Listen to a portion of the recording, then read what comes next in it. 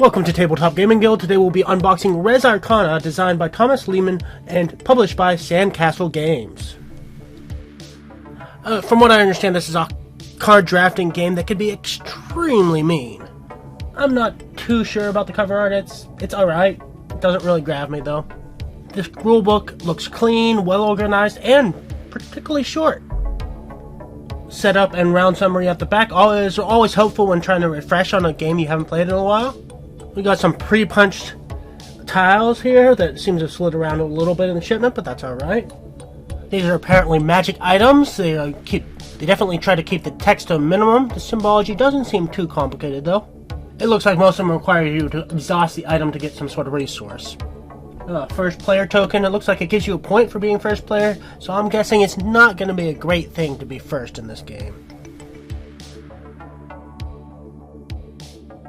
Looks like we have a few different types of cards. We have a few monument cards, a bunch of artifact cards, and a few mage cards, as well as a couple player aids. Player aids just basically break down the iconography, but it really doesn't tell you much. I don't see why this little bit of text couldn't be on the cards. These mages look like they're assistants that you can exhaust to get resources.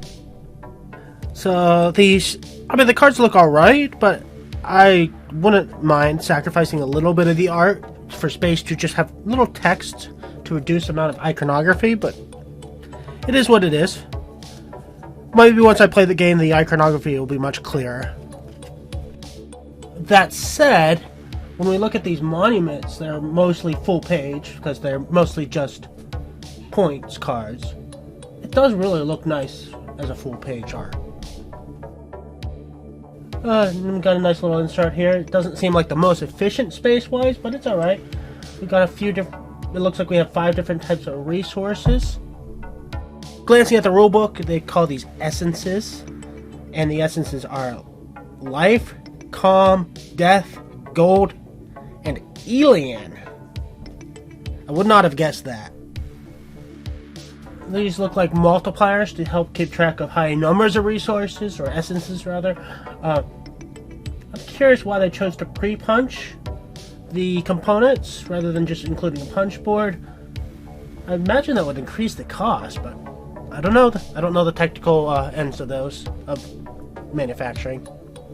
We got double-sided locations here, so I'm guessing it's going to be randomized what locations are available in each game. I do like the art on these, though. Then we got one single player aid for how a turn works and how to set up. I wish they would give one for each player, but oh well. We'll see how the game actually plays and how easy it is to pick up. Well, that said, that's all the components for Res Arcana. This is a game that I'm relatively excited about. It's got a fair amount of buzz, and it's by the designer of Race for the Galaxy. Well, thank you for watching. As always, you can catch us here on YouTube, Instagram, Facebook, anywhere podcasts can be found, and many other social medias.